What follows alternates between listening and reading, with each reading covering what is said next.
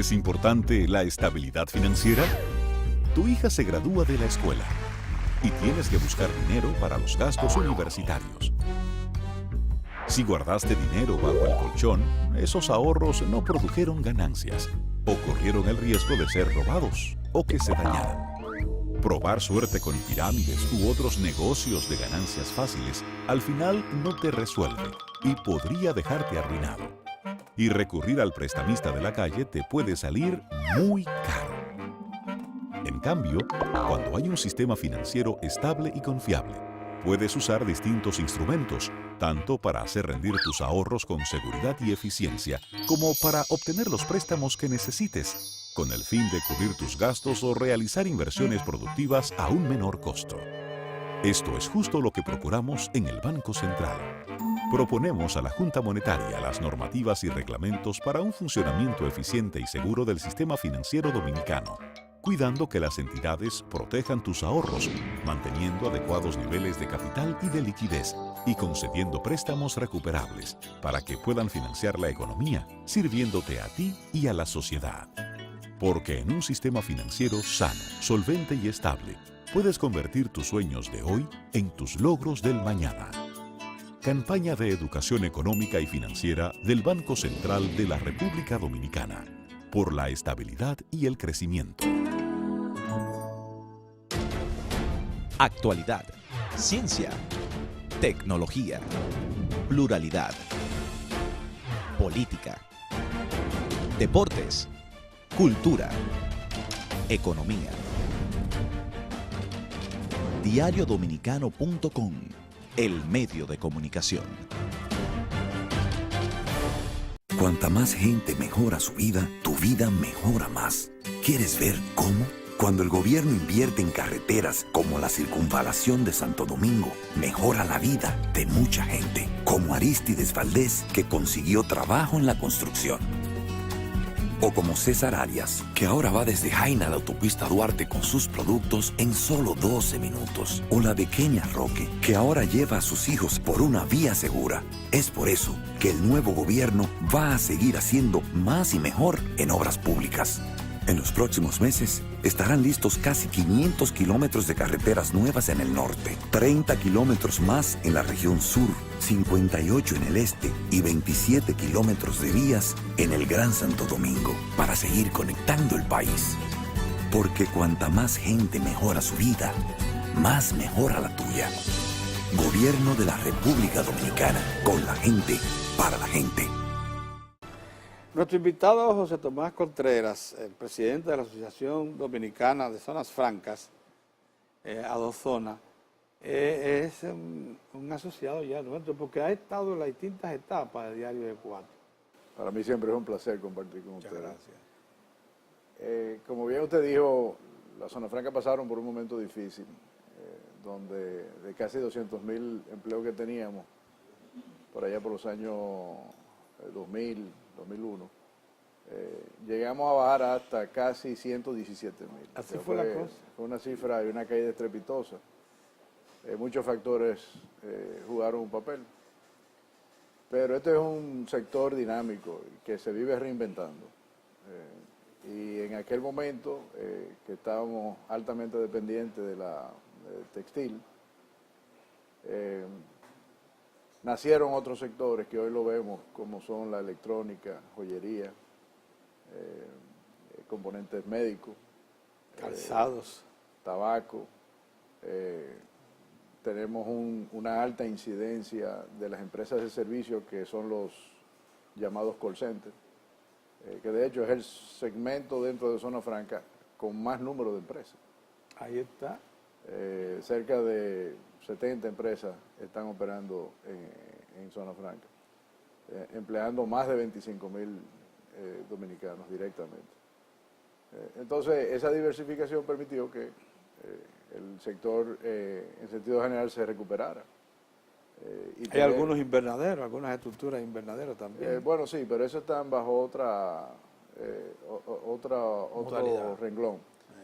Pero la recuperación ha sido sostenida. Tenemos desde el año 2010 posteando números positivos tanto en exportación, empleo, generación de divisas.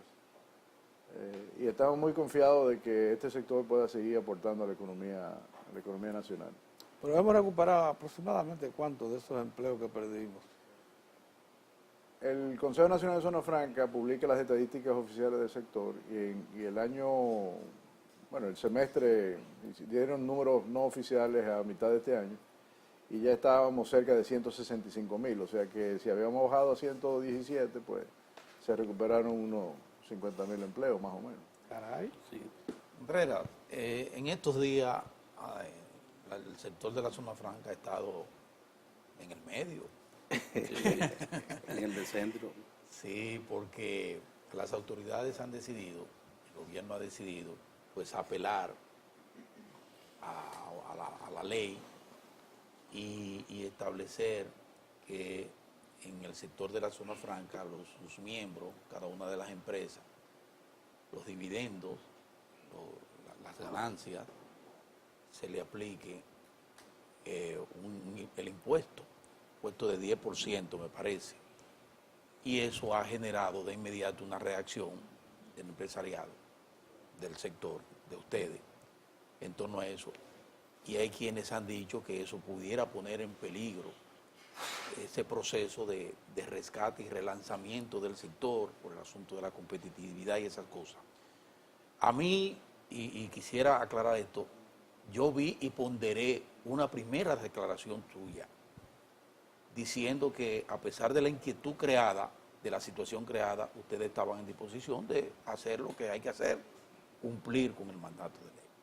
Pero aún así he visto que ha habido situaciones e informaciones muy dispersas con relación a eso.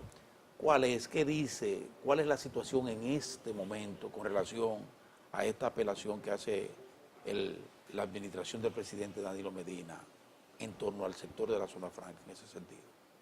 Pues bien, como usted dice, yo he dado declaraciones ya de que la Asociación Dominicana de Zona Franca, que agrupa todas las empresas, es respetuoso del marco legal. Nosotros no podemos desviarnos de ahí. Y hay un mandato de ley que ya fue puesto en vigencia por la Dirección General de Impuestos Internos, que manda precisamente que cuando las empresas de zona franca distribuyan dividendos a sus accionistas, pues correspondan con el pago del 10% de esos dividendos. Y nosotros lo vamos a respetar. No dejamos de señalarle al gobierno de que eso va a tener un impacto, porque... Porque eso es lo que yo quiero saber, porque bueno, eso es muy personal en cada uno de los el impacto, accionistas. José Tomás. Sí, el impacto tiene que ser medido de la siguiente manera. Mire, Sí. cuando un inversionista crea una empresa y la coloca en zona franca en República Dominicana, tiene la expectativa de un retorno sobre esa inversión. Por supuesto. Si bien la ley 890 exonera a la empresa de pagar impuestos sobre sus utilidades, al momento de distribuirle a ese accionista, pues ahora va a tener que retenerle un 10. Entonces es un 10 menos que ve en el retorno el inversionista. Entonces eso no podemos taparnos un ojo de la cara, eso tiene un impacto. ¿Qué tanto? Bueno, solo el tiempo dirá. Hay países con los que competimos que todavía no tienen ese impuesto y eso era lo que le alertábamos al gobierno de que... Pero ya lo aplicaron dos países, aplicaron Sí, ya. pero nosotros competimos con muchos países. La inversión extranjera que exhibe la zona franca de la República Dominicana bien puede estar aquí, como puede estar en muchas partes del mundo, no solamente en la región CAFTA, sino también nosotros competimos con Vietnam, competimos con México, competimos con Bangladesh. Sri Lanka y... O sea, hay muchos sitios que la inversión Indonesia extranjera y- puede ir y encontrar condiciones iguales que la República Dominicana o mejores. Los mejores, sí. Entonces, de nuevo, nosotros vamos a respetar el marco y se va a cumplir con el mandato de la ley. También Máxima, algo que yo quiero, sí, algo que yo quiero Exacto. señalar. Cuando se da este tipo de medidas, y lo hemos hablado con las autoridades, se crea la expectativa de que vienen más impuestos. Porque ya hubo un primer paso. Entonces se instaló el 10% de los dividendos. Perfecto. Esta es una ley, fue aprobada por el Congreso y nosotros no nos vamos a desviar de ahí. Sin embargo, eso inquieta a un sector que realmente se basa en un esquema de incentivos. Y crea cierta incertidumbre, porque las empresas entonces comienzan a pensar, bueno, pero este año nos activaron el dividendo. ¿Qué más puede venir? ¿Qué más puede venir el año que viene? ¿Y no le han aclarado eso? No ha habido... Sí, la intención del presidente Medina es de no tocar el esquema. Eso nos lo ha manifestado en diferentes ocasiones. Pero eso debe darle tranquilidad. ¿Seguridad a ustedes? Y nos trae algo de tranquilidad. Claro. Pero de nuevo, sabemos que el país tiene una gran presión por levantar recursos para atender las múltiples necesidades, y eso nosotros lo comprendemos. Y lo que pasa es que en nuestro país muchas veces cuando hay situaciones desesperantes, pues se toman algunas medidas que... Sí. Lo que pasa es que en este caso, y supongo que los inversionistas estarán midiendo eso, están ante un Estado que está representado por un partido político que tiene una gran presencia mayoritaria en el Congreso, que ya tiene un ejercicio continuado de poder y que ha sido bastante coherente en políticas públicas, bastante coherente.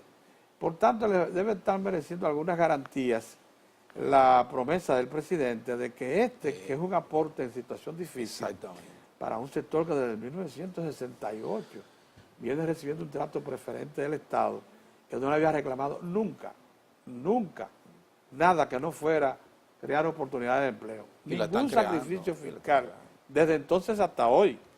Estamos hablando de más de 40 años. Sí, hay una percepción a veces que yo la veo en la calle de que la zona franca es algo que le cuesta mucho al Estado, y eso es totalmente equivocado. El sector de zona franca, si bien tiene una ley que le crea unos incentivos exonerándole unos impuestos, eso no es un subsidio. O sea, eso es, el Estado no pierde nada porque no lo tenía, ni es una erogación que el Estado está haciendo mensual o anual para mantener el esquema de zona franca. Es simplemente un esquema estructurado de manera que las empresas vengan, se instalen, creen empleo, traigan divisas, exporten, transfieran tecnología, y dentro de esa transferencia de tecnología está el entrenamiento de nuestros recursos humanos. Aquí hay industrias que, de no ser por la zona franca, nunca hubieran venido a la República Dominicana. Tecnología que nunca hubiera llegado aquí de no existir la zona franca. Y esos son muchachos y jóvenes dominicanos que se entrenan en zona franca, que eventualmente luego pasan, por la dinámica del mismo mercado laboral, pasan al mercado local, y el mercado local se beneficia de ese talento que zona franca se lo entrenó. Eso es cierto. Entonces, esa es una gran realidad de nuestro sector. Siempre he dicho, mención, yo siempre he dicho que se hace muy injusto cuando se dice que, por ejemplo, el desarrollo inmobiliario que se observa en el país tiene que ver con el lavado y cosas como esa. Si la gente supiera la cantidad de dirigentes administrativos importantes dominicanos que ganan salarios decentes, que les permite comprar esos pisos. Esos pisos que nosotros vemos en la torre de aquí, y que pagan otras obligaciones porque son profesionales ya calificados, que son necesarios en todas esas industrias de zona franca. Dígame entonces, ¿tú vas a hacer algo? Lo interesante es como está ahí ya la información que ha levantado, ¿cómo resuman las expectativas de ustedes en esta coyuntura? Mira, nosotros seguimos creyendo en Adozona que este sector puede seguir siendo un pilar de la economía nacional, por los aportes que he mencionado. O sea, cuando aquí se habla de que hay una escasez de dólares, bueno, pero ¿quiénes son los que producen dólares netamente? Turismo y zona franca. Entonces, nosotros siempre llamamos a la alerta de las autoridades de que se recuerden de ese tipo de cosas al momento de pensar qué hacer con las industrias, como es tanto turismo como zona franca. La expectativa que tenemos hacia el futuro es de seguir creciendo. ¿Por qué? Porque la República Dominicana está estratégicamente ubicada. Estamos muy cerca del mercado principal del mundo, que es Estados Unidos. Y cada vez la producción, no importa del renglón de producto, necesita estar más cerca de los clientes. ¿Por qué? Porque hay una volatilidad, hay una necesidad de poder reaccionar rápidamente en corto plazo y servir ese mercado. Cuando usted compara sitios como Vietnam, China, la India, llegar a Estados Unidos le coge por agua 30, 35 días. Entonces, cualquier cambio en una línea de producción conlleva una necesidad de mucho tiempo. Que aquí en la República Dominicana eso lo hemos, por la cercanía lo podemos manejar mucho mejor.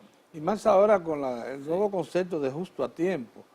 Los grandes almacenes norteamericanos en vez de almacenar grandes cantidades de líneas de producción, lo que hacen es que mantienen suplido fundamentalmente lo que van a mercadear en un periodo corto. Y entonces a eso le llaman justo a tiempo. Sí. Y ahí nosotros, por estar ubicados, como dice usted... Hacer justo a tiempo desde China es muy difícil. Sin embargo, desde República Dominicana es más factible. Sí. Y de hecho, como bien usted dice, cada vez los que tenemos la oportunidad de viajar y vamos a las tiendas, cada vez vemos que las tiendas tienen menos almacenes con las mercancías. ¿Por qué? Porque desde un país como República Dominicana se le puede reponer el inventario más fácilmente en un periodo de tiempo. ¿Sabe por qué? ¿Sabe por qué? Porque no hay cosa que afecte más a una mujer que toparse en un sitio público con otra que está vestida que igual. El mismo sí.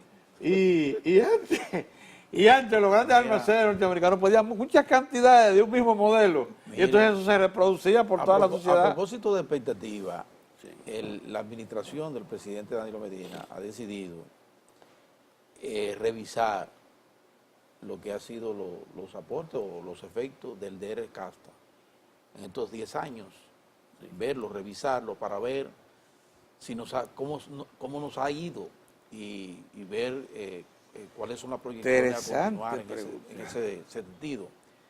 Zona Franca es un sector importante en ese sentido. ¿Cómo ven ustedes, cómo perciben esta disposición de revisar, de revisión de esos acuerdos? ¿Cuáles son sus expectativas en torno al sector? Yo creo que debería comenzar por analizarnos los efectos que ha tenido el DRCASTA para el sector Zona Franca. Y después entonces entremos en la revisión. Sí. Zona Franca desde un principio, cuando nació la idea del DRCASTA, fue el primero que lo apoyó. ¿Por qué? Porque nosotros vivimos y dependemos del mercado mundial. Si no tenemos acceso al mercado, simplemente no podemos existir. Entonces, Zona Franca fue uno de los principales impulsores de que el país fuera parte del CAFTA. Para Zona Franca ha sido muy positivo porque no solamente le garantiza el acceso al mercado, sino que también el tratado trajo mucha seguridad jurídica a la inversión extranjera, que siempre es lo que el inversionista anda buscando. Que no haya incertidumbre en la parte jurídica. De igual manera, el tratado impuso al país una serie de requisitos en la parte medioambiental, en la parte fitosanitaria, que son muy apetecibles que un país lo exhiba. Tengo que reconocer que hay otros sectores de la economía nacional que no les ha ido tan bien, pero no tengo mucho conocimiento que aportar de esos sectores. Sé que el gobierno ha estado hablando con esos sectores de ver si hay una manera de revisar el DRCAFTA. Yo creo que siempre eso es una oportunidad, pero hay que recordarse que ¿En la comisión de revisión ustedes están? No, nosotros no estamos. Pero hay que recordarse que pretender revisar un tratado que está firmado por 5 países centroamericanos, la República Dominicana más Estados Unidos, pues necesita ser consensuado el volver a abrir esa caja y hacer los ajustes. Porque hay que entender, si quisiéramos hacer ajustes a favor de nosotros, otros países van a querer hacer lo mismo. Y adoptar una actitud también diferente a la que se adoptó en principio, porque eso también plantea un cambio. ¿Le trajo alguna tranquilidad el hecho de que ha amainado considerablemente la vocación que tenía las autoridades norteamericanas, lo mismo que el establishment, la estructura de poder, de seguir pactando acuerdos de libre comercio transnacionales, como el caso del Transpacífico Porque la verdad es que la propia Hillary, que es una de los candidatos, y Trump lo dijo de inmediato, a mí que no me hablan de acuerdo transpacífico. Y doña Hillary parece que para seguir la corriente y en atención ya a los daños que ha causado en la infraestructura productiva norteamericana, dijo que ella no apoyaría un proceso que estaba muy avanzado. ¿Da alguna tranquilidad a ustedes el hecho de que no se ampliara más el mercado norteamericano hacia otras regiones? El TPP se ha debatido mucho y ha estado, como dicen por ahí, a tiro de jide que se apruebe en Estados Unidos. Es un tratado que no involucra a la República Dominicana. Nosotros no tenemos una injerencia directa para pararlo. Eso ocurrirá si así lo decide el pueblo norteamericano. Nosotros sí lo que hemos estado pregonando es de que la República Dominicana lo que va con el TPP a recibir más competencia. Particularmente hemos identificado los sectores de textil y calzado que recibirán más competencia por el mismo mercado de Estados Unidos de países, por ejemplo, como Vietnam, que es un gran productor de textil y calzado, que hoy en día nos hace competencia pagando aranceles cuando sus productos llegan a las costas norteamericanas. Imagínense cuando entre el TPP en efecto, que esos aranceles van a desaparecer, pues la competencia se va a incrementar. ¿Qué es lo que tiene que hacer un país como la República Dominicana? Bueno, revisarse y hacerse más competitivo, porque definitivamente nosotros no vamos a entorpecer la aprobación del TPP. Sí, nosotros a lo interno podemos con el gobierno trazar pautas y medidas que incrementen la competitividad, porque esa es la clave de todo el comercio internacional, competitividad. ¿Ven ustedes con interés Punta Catalina, por ejemplo?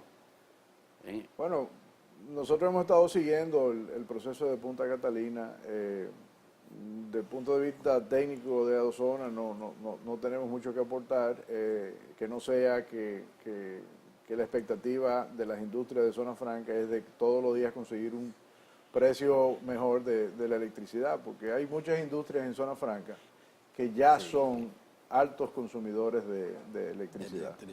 Y de hecho, hemos visto que una de las oportunidades de crecer lo que tenemos y de que vengan nuevas inversiones de Zona Franca es que tengamos un mejor precio del kilovatio hora. Procesos como moldeo, esterilización, que son parte de la cadena del producto, son altos consumidores, muchos de ellos 24/7. Nosotros aquí en Diario de Cuatro vemos y hemos dicho y consideramos el problema básico del pueblo dominicano, el fundamental, y el mayor reto que tiene la República Dominicana en todo este proceso de desarrollo lo constituye Haití. O sea, para nosotros Haití es una carga fuerte, sumamente fuerte, y al mismo tiempo carga al fin una gran amenaza, porque están ahí. Si no hay soluciones en Haití, pues lo lógico en cualquier pueblo con situación de descalabro de sus instituciones, problemas de hambre, bueno, es correr, salir de ahí, y lo que más cerca tiene es precisamente a la República Dominicana. Entonces, la apuesta es a procurar que a Haití le lleguen las inversiones, que a Haití lleguen las facilidades para que pueda haber inversiones. En el caso de Zona Franca, tienen uno de los casos más emblemáticos en el sentido de aporte de aquel lado a esa propuesta de darle espacio, empleo a los haitianos.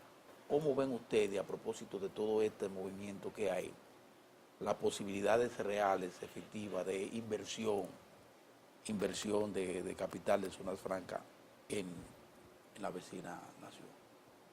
Mire, este sector es tan dinámico que exhibe hoy en día al gobierno una solución ideal para paliar el tema de la inmigración haitiana. Eso es lo que quiero escuchar. Ahí en Dajabón usted encuentra el parque de Codevi, que es una hechura del Grupo M.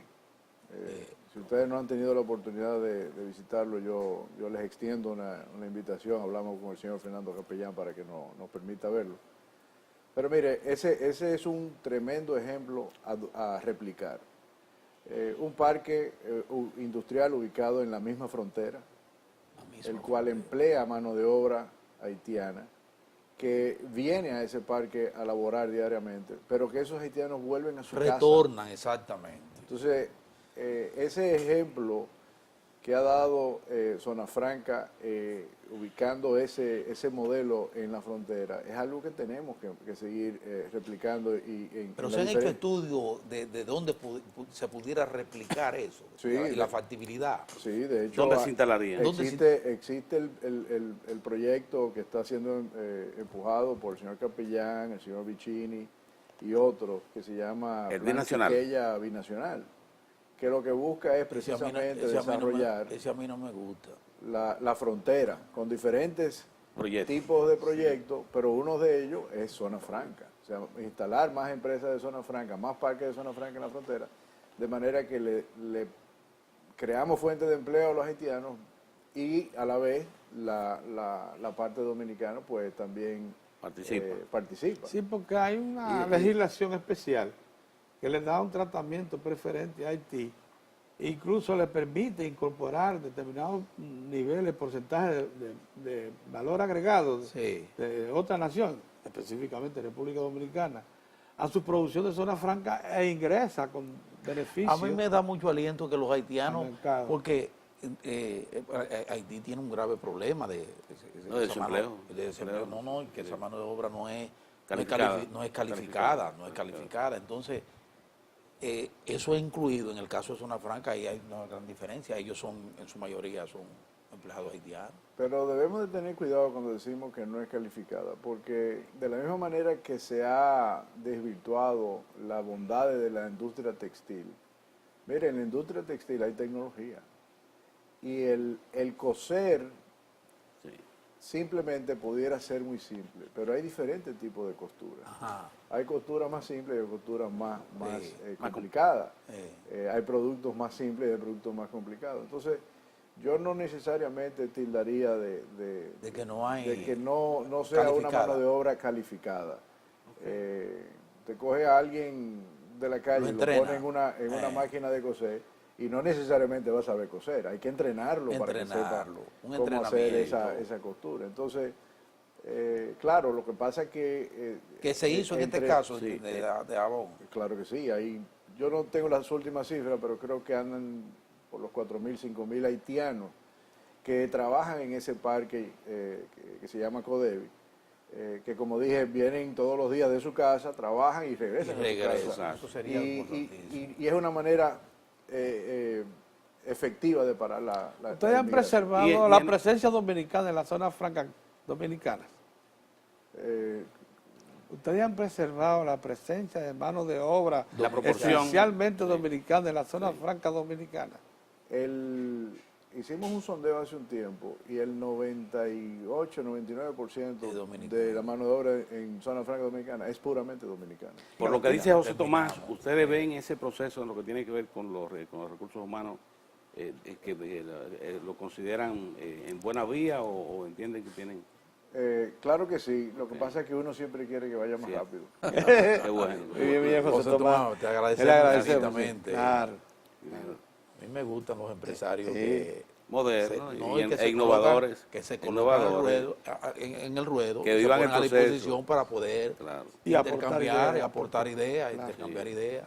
Muchas gracias. Muchas gracias. Gracias a ustedes.